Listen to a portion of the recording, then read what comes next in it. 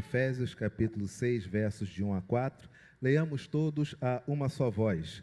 Assim nos ensina a palavra do Senhor. Filhos, obedecei a vossos pais no Senhor, pois isto é justo. Honra a teu pai e a tua mãe, que é o primeiro mandamento com promessa, para que te vá bem e sejas de longa vida sobre a terra.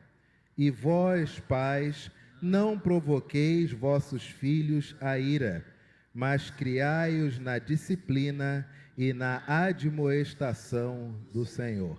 A igreja pode assentar-se. Na data de hoje, celebramos o Dia dos Pais. Uma data que para muitos é uma data muito feliz, é uma data muito alegre, é uma data de festas, é uma data onde o papai recebe aquele presente maravilhoso, aquela alegria, aquela farrinha dentro de casa. Para outros é uma data muito triste, porque é uma data marcada pela ausência do papai, especialmente se foi um indivíduo muito presente, muito abençoador na vida. Para outros é uma data muito triste, porque mesmo o pai, talvez ainda vivo, não tenha sido uma pessoa tão presente em suas vidas. Tanto o Dia das Mães quanto o Dia dos Pais é uma data triste para aqueles que passarão o primeiro Dia das Mães ou o primeiro Dia dos Pais, infelizmente, sem os seus pais, sem as suas mães, por ocasião de falecimento. E é uma data também muito triste para os pais que perderam os filhos nessa história mais recente. O primeiro Dia dos Pais, que muitos pais, infelizmente, celebrarão sem a presença de seus filhos, ou de seu filho ou de sua filha, porque talvez um deles tenha vindo a óbito. O colégio da minha filha fez uma homenagem ao Dia dos Pais e, lamentavelmente, esse dia em muitas instituições começa a ser substituído pelo Dia da Família, pelo dia da pessoa a qual você mais ama, porque nem todas as crianças têm a figura do pai presente. E aí, estando no colégio, vendo o Dia dos Pais, a celebração do Dia dos Pais, que sempre é muito emocionante, você conhece os pais de todas as crianças, você sabe quem é o pai do bagunceiro, o pai do esportista, o pai daquele que é mais inteligente, o pai daquela menina que é mais isso, que é mais aquilo outro. Você começa a ver os caras e diz, aquele é pai de fulano, tá, teve a quem puxar, aquele é não sei o que, papapá. Mas esse Dia dos Pais, uma coisa me chamou a atenção. No meio de tantas homenagens, no meio de tantas celebrações, eu reparei algumas crianças chorando. E não era aquele choro padrão, mas era um choro copioso. E eu, claro, aí não sei se é uma questão humanitária ou por uma vocação pastoral, minha filha está fazendo homenagem, eu olho para ela, fico emocionado, e começa a olhar para quem está chorando, começa a ver quem está chorando, para onde está olhando, para ver se está sofrendo, a pessoa não está vendo, o responsável. E quando eu me percebi, eu estava quase na beira da quadra, porque tinha umas 4, 5 crianças que eu queria fazer alguma coisa. E no meio daquele choro, uma coisa me assustou. Porque daqueles que estavam chorando, era o choro, claro, tristeza, mas tinha naquele choro um quê de raiva, tinha um quê de revolta, não era aquele choro onde você somente sofre, é aquele choro que você sofre, mas a sua mão fica fechada, o seu dente fica estralado, não é o dente que está cerrado pela vergonha de estar chorando, mas o choro da revolta, do abandono, choro como se emanasse uma ira que vai sendo preconcebida. E eu confesso que eu fiquei muito assustado, porque foi a primeira vez que pelo menos eu identifiquei isto em uma cerimônia tão padrão de Dia dos Pais. E um deles, que estava sentado aí, é claro, né? Na igreja é natural, você chega, abraça a criança, etc e tal. Mas eu estava em um colégio, que, claro, tem as suas regras, suas posturas, etc. Mas pastor é pastor. E o garoto sentado chorando, eu olhei para ele e falei, levante-se. Ele olhou para mim, ele se levantou e falou, me dê um abraço. Eu quero lhe abraçar como se você fosse o filho que um dia eu ainda vou ter. Cara, o garoto se acabou de chorar. E claro, eu me acabei de chorar. E a mãe, quando viu, eu falei, meu Deus, como é que se explica isso? E a mãe olhou e começou a chorar. E era um dos garotos cujo choro era de revolta, era de mágoa. E eu perguntei para a mãe, olha, desculpe a liberdade, não conheço a senhora, mas se a senhora não achar invasiva a minha pergunta, eu queria perguntar para a senhora o seguinte, aconteceu alguma coisa com ele? E a mãe diz, o pai dele, que simplesmente desapareceu. E aí, aquela coisa pastoral, se fosse igreja, uma sala aberta, a gente ora, corre atrás do pai, liga, no dia seguinte traz, aquela coisa toda. Mas um colégio, onde só de ter feito o que fiz já transcendia um monte de regras de conveniência e etiqueta. E isso me fez pensar muito, queridos, sobre esse dia de hoje. É claro que você que está aqui não pode pagar o pato por um pai ausente. Você não é ausente, você está aqui, você é presente. Mas o nosso objetivo nessa manhã é de estimular mais ainda a sua presença e de apontar para você como a sua presença ela é vital para os seus filhos. Observando um artigo muito curioso, onde o artigo é um dos pioneiros que trata sobre as consequências da ausência paterna em adultos no Brasil. É um dos pioneiros nessa área. Os autores vão discorrendo que os problemas comportamentais decorrentes da ausência paterna já se apresentam na pré-escola e podem se manter ao longo da vida escolar. Antes de falar da consequência da ausência paterna nos adultos, ele começa a descrever nas crianças. E olha aqui, ó, índices ou fatores que apontam a ausência de presença paterna na vida das crianças em idade escolar. O primeiro, baixo desempenho escolar. Esse aqui é clássico. O indivíduo tem um receio enorme de tirar nota baixa. Mostrar para a mãe é uma vergonha. Mostrar para o pai, Deus que me livre, misericórdia. Sem essa figura paterna, baixo desempenho escolar. 2, aumento de ausência nas escolas. Crianças cuja presença paterna é fugaz, elas têm baixa frequência nas escolas. Terceiro, risco aumentado de envolvimento com, pasmem, ainda na infância e idade escolar, drogas. Quarto, relacionamento frágil com as crianças da mesma faixa etária. Quinto, depressão.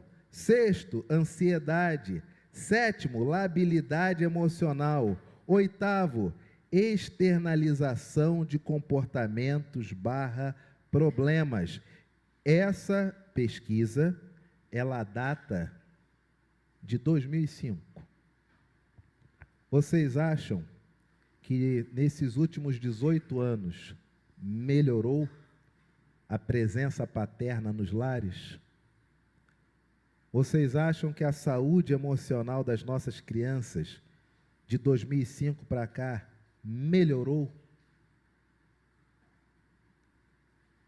Queridos, lamentavelmente, quero incitar você que é pai, e você que é mãe, que exerce a função de pai e mãe, a tratar algo com seu filho que é muito importante. Seu filho precisa de uma coisa chamada realidade.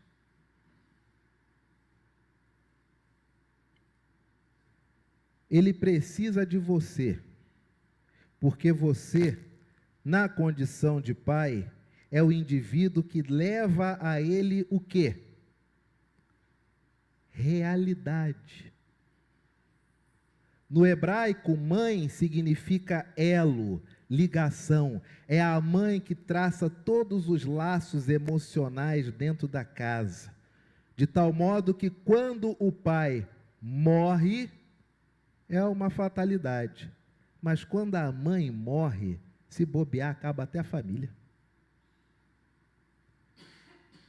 O pai morreu, uma fatalidade, uma coisa terrível. Mas todo domingo a gente se reúne e senta na mesma mesa por causa da mamãe. Mamãe morreu. Esses irmãos sentam todo domingo para almoçar? Por quê? Porque morreu aquela que no hebraico é o elo, é o laço. No hebraico, o homem, ele simboliza a força, a retidão, o caminho, disciplina. A ausência paterna gera nas crianças tudo isso que eu listei. Mas os benefícios da presença paterna, inicialmente, são dois. O artigo é extenso, mas eu vou dar só dois aqui nessa manhã. Primeiro, a presença paterna no lar facilita a afirmação de si, ou seja, o indivíduo que tem um pai presente, ele consegue afirmar-se não apenas para os outros, mas principalmente para quem? Para ele. Ele é um indivíduo que, por definição, entende que é capaz. E naquilo que ele não for capaz, ele entende que ele tem condições de capacitar-se. Segundo, o desenvolvimento, a presença de um pai em casa, aumenta o desenvolvimento da capacidade de se defender e de explorar o ambiente.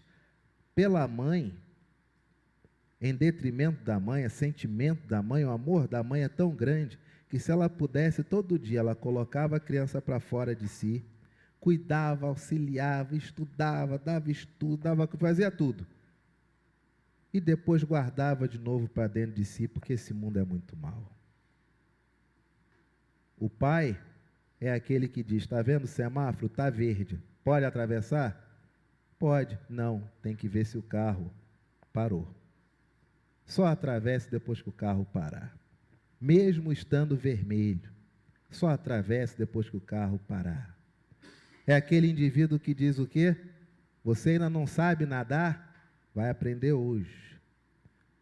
Você apanhou na escola? Se vira, volta lá.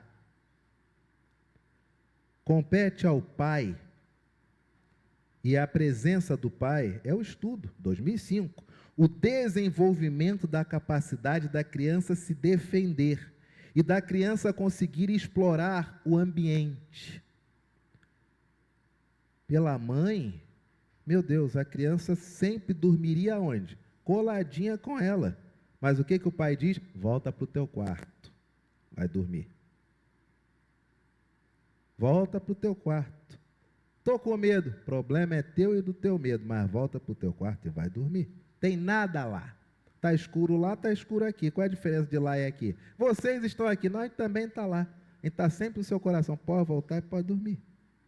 E a criança vai crescendo, entendendo que ela tem que explorar os ambientes. Presença paterna.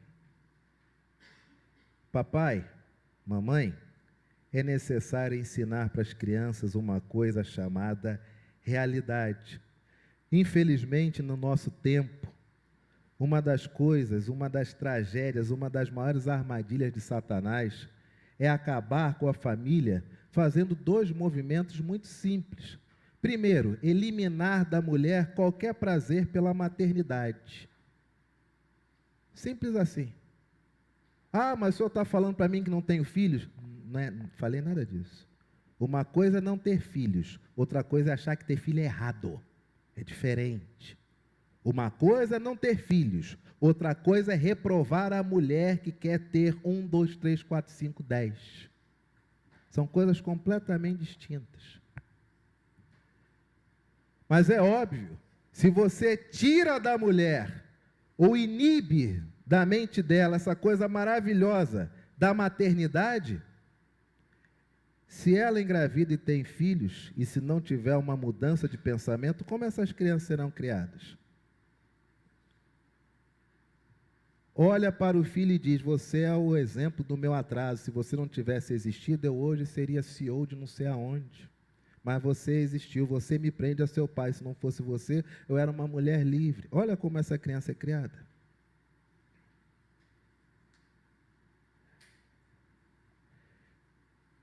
O diabo faz dois movimentos muito simples.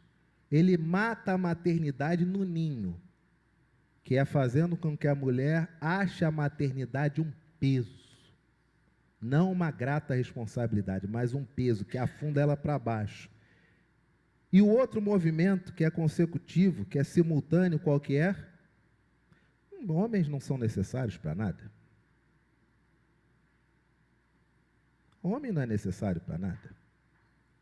Posso muito bem viver sem homem. Claro, você respira.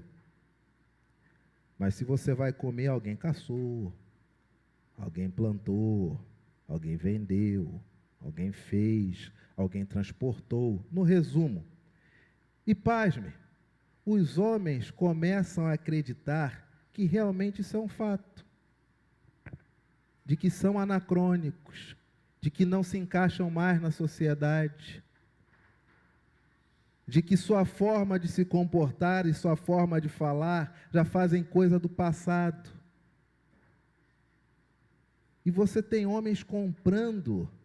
Isso não é uma narrativa. Narrativa é um nome bonito para mentira. E pai da mentira é o diabo. Nós inventamos nomes bonitinhos, é uma narrativa. Uma narrativa. Aí fica todo mundo com desguerra de narrativa. Vem cá, o diabo entra onde nessa história? Não existe mais, não? Não somos mais crentes? Viramos todos estudiosos da sociedade, mas deixamos de ser evangélicos? Não somos mais discípulos de Jesus? Narrativa. Bota o nome certo. Mentira. Esse é o nome. Vou lhe dar um exemplo. Infelizmente, segundo os dados do Disque 100, em 2021, foram registrados 118.710 casos de violência em crianças de 0 a 6 anos no Brasil. Guarda esse número. Você achava que era menos, não é? Eu também achava. Mas olha como a gente está desconectado da realidade. 118.710 em todo o ano de 2021. Em 2022, apenas no primeiro semestre, 2021, ano inteiro, 118 mil. Em 2022, apenas nos primeiros 6 meses, 122 mil casos. Quando nós olhamos na mídia, quando nós olhamos no entretenimento, qual é o sexo mais violento? O homem ou a mulher? Qual é a igreja? Quando você vê nos filmes, você vê nas novelas, quando você vê na TV os casos de violências envolvendo circunstâncias domésticas, qual o sexo mais violento? É o? Essa mesma pesquisa que saiu pela BBC traz uma triste realidade. Na maioria dos casos, os agressores eram familiares das crianças. No primeiro semestre de 2022, onde ocorreram os tais 122 mil casos, os suspeitos de violência, em 57% dos casos, eram as mães. Seguidos pelos pais, qual o número? 18%. Padrastos e madrastas, 5%. Avós e avós das crianças, 4%. Aí sabe o que acontece? Papai e mamãe, o teu filho é bombardeado o dia todo, teu filho e tua filha, tá? São bombardeados o dia todo com a ideia de que você, mulher, você não precisa de homem para nada. Você não precisa de homem para ser feliz, você não precisa de homem para casar, não precisa de homem para ter filho, você não precisa de homem para nada. E eles também são bombardeados o dia inteiro com os noticiários que dizem o quê? Homem mata, homem é ruim, homem é ruim, homem é ruim, homem mata, homem é ruim, homem é ruim, homem é ruim, homem mata, homem é ruim, homem é ruim, homem é ruim. E você, homem, se cala. E você deixa essa mentira, que não é uma narrativa, essa mentira ser plantada na cabeça dos teus filhos, vendo esses programinhas de TVs enlatadas que vêm de fora ou que são feitos aqui dentro. Mas a realidade, pelas pesquisas, com números quebrados, não é a média de 122 mil, não. 122.823 casos, 57% foram, infelizmente, feitos pelas mães. O que isso significa? Primeiro, são 122.823 crianças que sofrem dentro de casa. São 122.823 crianças que precisarão de acompanhamento psicológico, psiquiátrico, psicanalítico, de muita oração, de muita intercessão. São 57% de mães que necessitam urgentemente de uma intervenção de Deus em suas vidas. São 57% de lares cujo pai é ausente. E, infelizmente, é 100% de narrativa que joga na nossa cara que nós, homens, somente somos violentos. E nós não prestamos para nada. Para aqueles que acompanharam o século XXI, eu acho que todos nós, quando o século XXI chegou, nós achávamos o quê? O futuro chegou. Finalmente nós vamos acompanhar a melhora, a evolução da humanidade.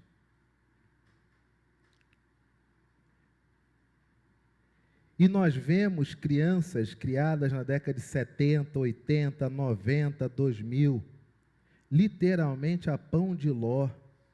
E nós idealizávamos, quanto mais carinho, menor a probabilidade do indivíduo ser mal. E nós chegamos em 2023, cadê esse final feliz, gente? Cadê esse final feliz? Papai, e você, mãe, que exerce a função de pai, quero lhe dar uma palavra com todo amor e com todo carinho. Você vê programas na televisão que insistem em te inflar e te inflamar em relação à política.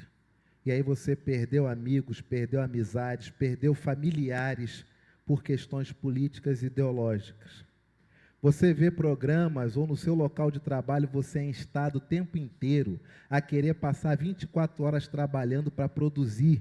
Porque, claro, se você é achatado como homem na sua natureza, a única coisa que você serve é para ajudar a botar dinheiro dentro de casa. Mas eu pergunto para você, nessa manhã, quer mais uma realidade? As situações políticas nos países estão tensas.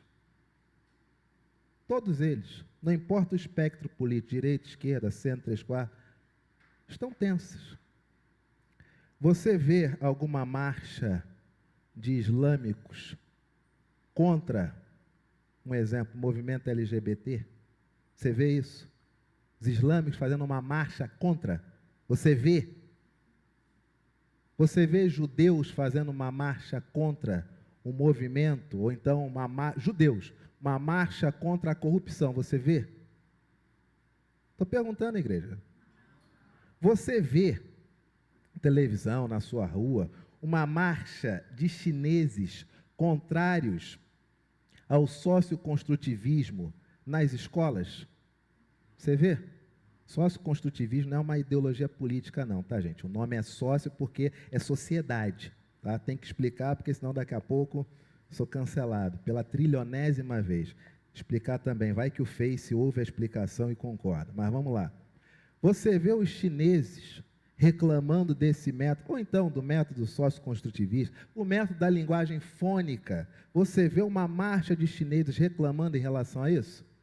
Sabe por quê? Porque eles não estão nem aí, meu amigo. Para eles, dentro de casa, quem manda são eles. Simples assim. Negócios, eles fazem entre quem? Entre eles. Eles querem enriquecer quem? Eles. Eles querem que os melhores da sociedade sejam quem? Eles. Enquanto você do Ocidente está levantando bandeira, está levantando cartaz e está na rua, o chinês, o judeu e o islâmico estão dentro de suas casas ou trabalhando. Mas eles trabalham com quem? Com a mulher e o filho no colo. Eles fazem negócios com quem? Com seus parentes. Porque eles querem criar uma família forte. E uma família forte, ela tem que ter pessoas fortes. Não fazem marcha para nada. Para eles é indiferente, porque dentro de casa está tudo certo. Já no Ocidente, nós somos a sociedade onde a mãe assume as duas funções, o pai é figura ausente, e cresce entre nós o aumento de ansiolíticos devido à nossa ansiedade. Está bom para a gente? Quantas vezes você anda na rua e você vê mulheres que têm que acordar 4 horas da manhã para chegar às 8 no trabalho, sai do trabalho às 18, chega em casa quase meia-noite. E o que muda essa realidade? Você vê homens, uma maioria de mendigos, e você, papai, você, mamãe, que exerce a função de pai, uma boa coisa para você ensinar seus filhos a realidade, a enxergar a realidade. Dizem, por exemplo, é dito, né? A narrativa é de que você, como homem, tem muitos privilégios. Não é verdade? Então, perfeito. Para os juristas de plantão, qual lei que existe para o homem, onde só ele é beneficiado e a mulher não? Você conhece alguma? No Código Civil? Mas você não é privilegiado? E outra, isso é juridicamente. Agora vamos para a realidade do cotidiano. Nenhum homem sabe o que é andar na rua de madrugada, com medo de assédio, tal. Pergunta aqui nessa manhã. Qual é o macho que está aqui nessa manhã que anda na rua 4 horas da manhã sozinho? Tem algum? Levante aí, cara. Quero te dar um abraço, quero te perguntar como é que você faz. Você percebe como narrativa é a mesma coisa que mentira? Qual homem que anda 4 horas da manhã na rua tranquilão, amigo? Você encontra algum PM 4 horas da manhã na rua tranquilo, amigo? E ele está armado, amigo. E ele está tenso, amigo. Mas é dito a você, que é homem, ou você que é mulher, que exerce o papel de homem, que você tem privilégios. Quantos mendigos tem na praça? A maioria de quê? Cadê o privilégio? Os serviços que envolvem morte, a maioria é executado por? Cadê o privilégio? Você já chamou alguma desentupidora e você recebeu um batalhão de mulheres? Cadê o privilégio? Homem, faça como essas outras 3 populações que eu descrevi agora há pouco. Dentro da casa deles, o jogo deles é muito bem jogado. Sabe por quê? Porque o tempo todo eles fornecem aos seus filhos uma coisa chamada realidade. Você vai em qualquer pastelaria, você acompanha, se a pastelaria é de chinês, está lá a chinesinha, está normal, daqui a pouco está grávida, daqui a pouco ela some um tiquinho, daqui a pouco ela está lá com o bebê mamando no caixa. Daqui a uns anos, quem vai assumir aquele local? E no Ocidente? Quantas empresas acabam porque aqueles que criaram as empresas não conseguiram encontrar sucessores dentro da sua própria família? E é mais fácil fazer o quê? Vender, pegar o dinheiro, esse dinheiro você faz o quê? Deixa para os seus filhos, que vão fazer o quê? Torra tudo, meu amigo. E aí seus netos vão ter que fazer o quê? Acordar 4 horas da manhã, meu amigo. Você deixou um palácio para os seus filhos. Eles morrem pagando um condomínio alto com aposentadoria, mas os seus netos não têm essa bala na agulha. Papai, e você que é mamãe, que tem a função paterna e acumulou, tem a função materna e acumulou a função paterna, apresente seu filho à realidade. Abra a sua Bíblia. Mateus capítulo 16, verso de número 3. Evangelho de Mateus capítulo 16, verso de número 3. Evangelho de Mateus capítulo 16, verso de número 3. Vamos ler do 1 ao 3.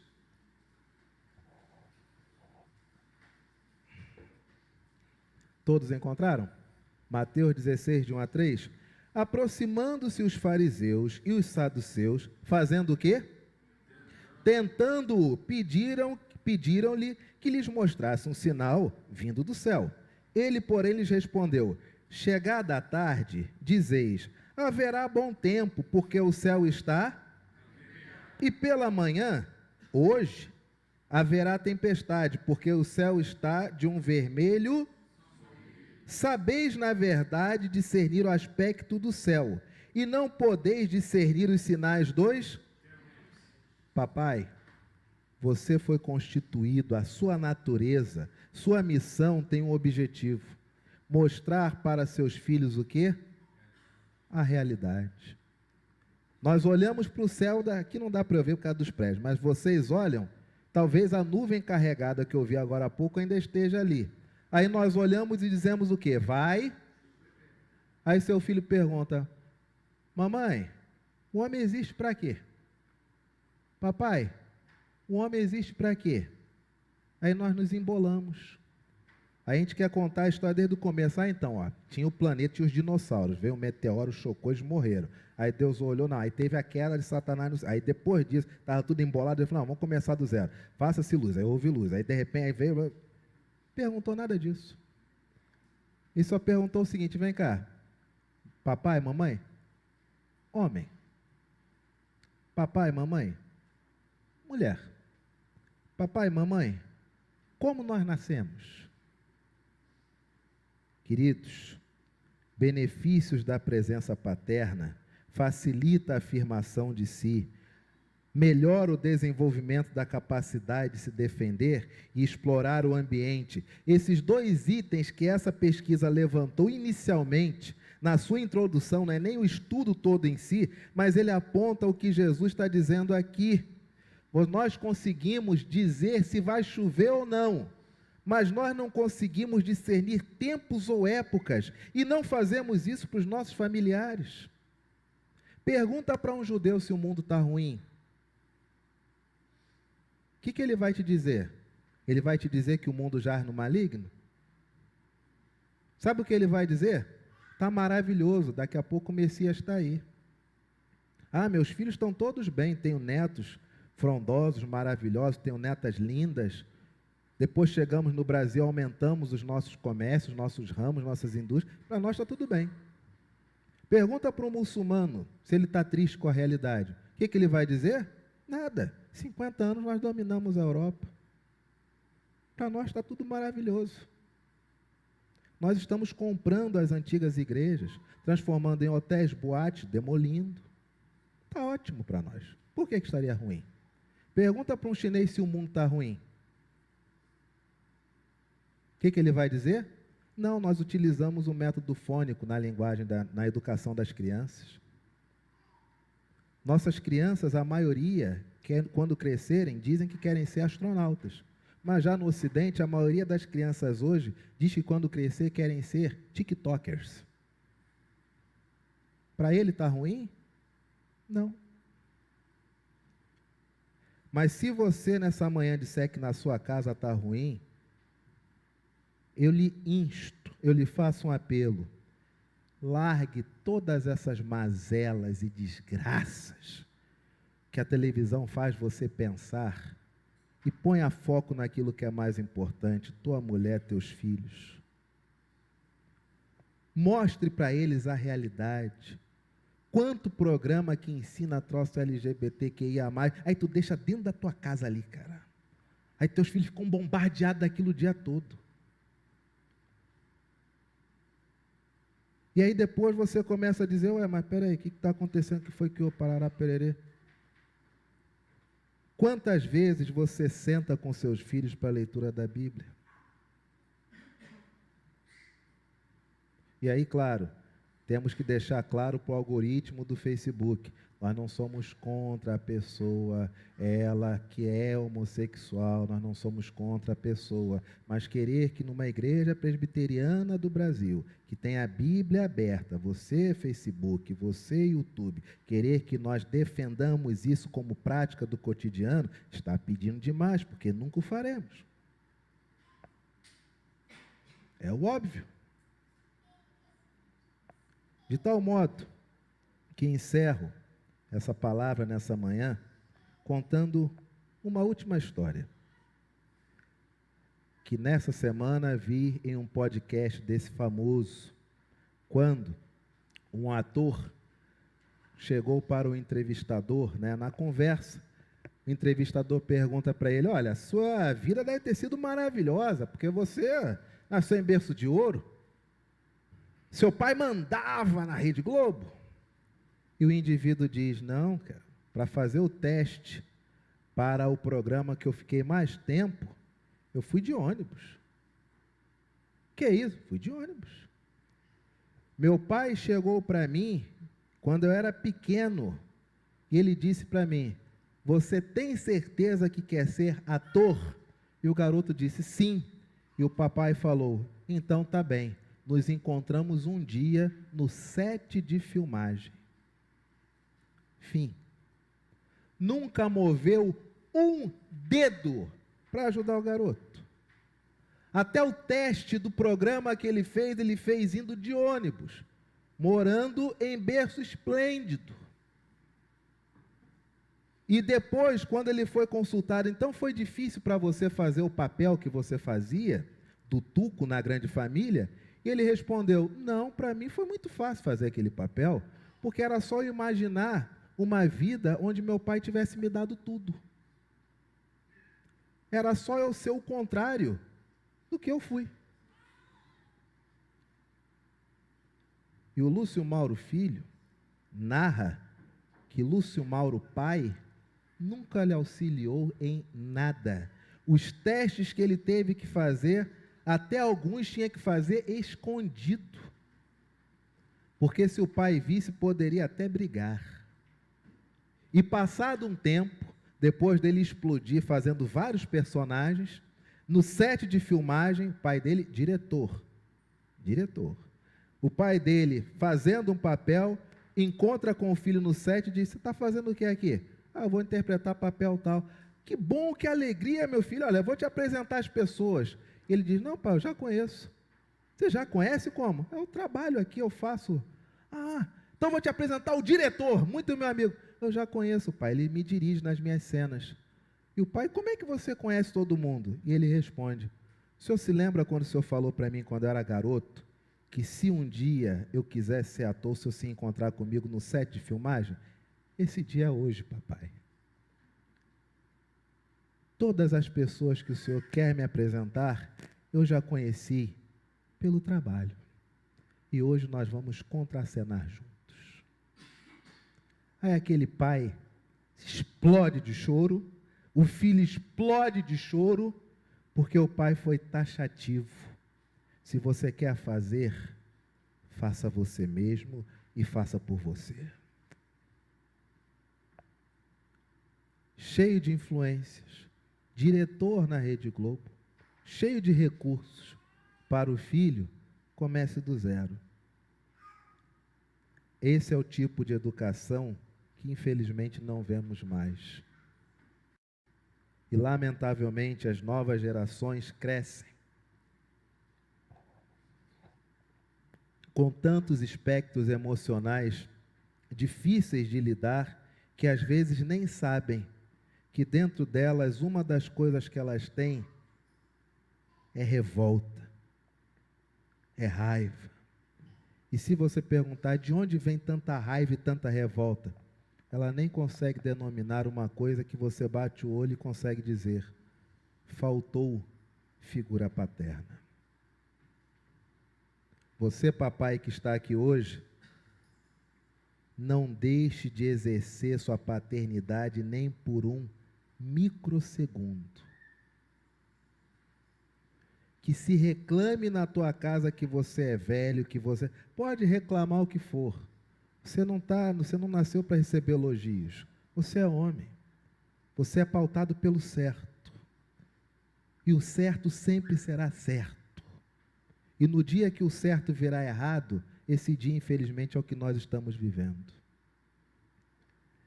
E se você aguentou até agora nessa manhã, uma última coisa que eu quero compartilhar com você, preste atenção. Se você não guardou nada até agora, guarde essas palavras. Eu nem sei se esse sermão, o Facebook, o YouTube vão autorizar, mas guarda isso aqui que eu vou dizer para você. Você sabe o que nos une como homens? Você é discípulo de Jesus, mas tem o ateu, tem o espírita, tem o mormon, tem o cara do candomblé, tem o testemunho de Jeová. O que nos torna iguais? Fora o fato de a gente ser homem, mas o que nos torna iguais? Todos nós temos como desejo nato nossa perpetuação. Por que é nato? Porque diariamente produzimos milhões de possibilidades de seres na Terra. Então é inegável que para nós o nosso desejo primeiro é perpetuação da espécie. Isso nos aproxima. Guarda isso. Conquanto você deseja a perpetuação da espécie, no seu interior há um outro objetivo muito maior do que esse inconsciente, que você não quer apenas perpetuar a espécie, você quer perpetuar-se. Você quer viver mais, você quer viver muito, você quer ter a certeza de que seus filhos morrerão felizes, que seus netos morrerão felizes, que seus bisnetos serão mais do que você. Você gostaria de ter isso, mas a nossa natureza, ela é frágil. Com 70, 80, 90, com 100 anos, nós morremos. E morremos sem saber se tudo aquilo que fizemos deu certo. Então, o único objetivo, a única coisa que dá sentido à nossa vida é que a espécie seja perpetuada e que nós nos perpetuemos em nossos descendentes. Porque é vê-los crescer, é vê-los prosperar, é vê-los progredir, que faz com que nossa passagem para a morte seja aplacada pela sensação de que nós continuaremos a viver neles. Porque eles guardaram nossos conselhos, eles guardaram nossas histórias, eles guardaram nossos pertences, eles passaram a viver como nós aconselhamos. Então essa sensação é que nos dá a felicidade, a tranquilidade de morrer, porque sabemos que permaneceremos vivos neles. Isso que une um discípulo de Jesus, um espírita, um budista, um mórmon e um ateu. É a plena convicção de que a única coisa que dá sentido à nossa vida mortal é de que nós permaneceremos vivos nos nossos descendentes. Mas, papai, se teu filho continuar consumindo tanta desgraça dentro de casa, pela internet, pela televisão, pelo celular, por qualquer que seja a área, você não se perpetuará, papai. Porque você foi substituído pelo apresentador de TV, pelo herói do desenho animado. Houve uma substituição, papai. E porque você, papai, percebe que você foi substituído e você não serve para nada, o que você faz? você abandona tudo. E você se torna apenas uma máquina de auxiliar a botar dinheiro dentro de casa. Seus filhos permanecerão vivos. Seus netos viverão, seus bisnetos viverão, e a única coisa que dá sentido à sua vida hoje é que você viverá neles. E para você viver neles, papai, tu tem que ser homem hoje. Hoje você tem que ser apenas homem. Porque tudo que eles querem é ver em você homem.